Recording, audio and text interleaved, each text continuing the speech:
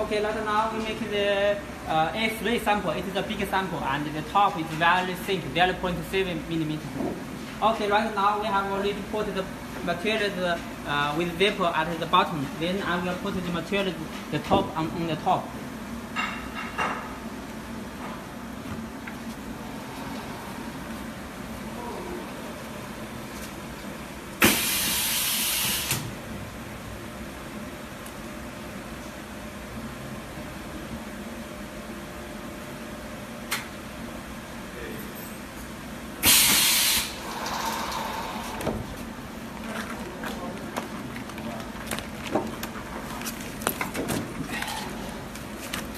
Okay, right now it's a sample of A3,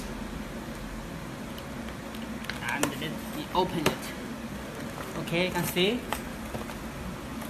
Yeah, okay. Okay.